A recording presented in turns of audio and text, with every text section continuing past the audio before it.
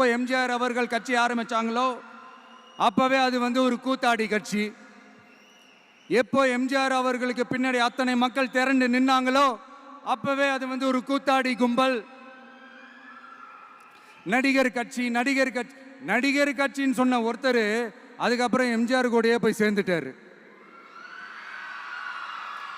இன்னொருத்தர் இவரெல்லாம் ஒரு ரவுண்டு தாங்க வருவார், ரெண்டாவது ரவுண்ட்லாம் காணாமல் போயிடுவார்னு சொல்ல இன்னொருத்தர் அதுக்கப்புறம் போய் எம்ஜிஆர் கிட்டே போய் சேர்ந்துட்டார்.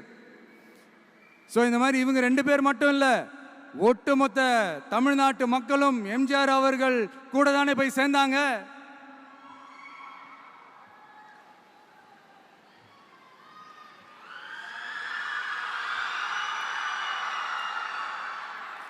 அதனால இது வரலாறு. இந்த வரலாறு நம்மளை விட அவங்களுக்கு இன்னும் நல்லாவே தெரியும். அதனால தான் பார்த்தீங்கன்னா 53 வருஷமா அதே கதறல்கள்.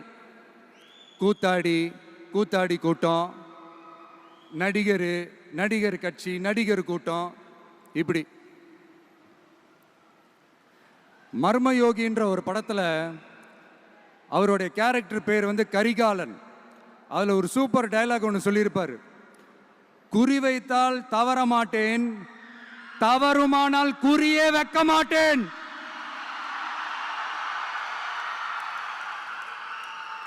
இதெல்லாம் யாருக்கு சொல்றோம் எதுக்கு சொல்றோம்னு புரிய வேண்டியவங்களுக்கு புரிஞ்சா நல்லா இருக்கும்.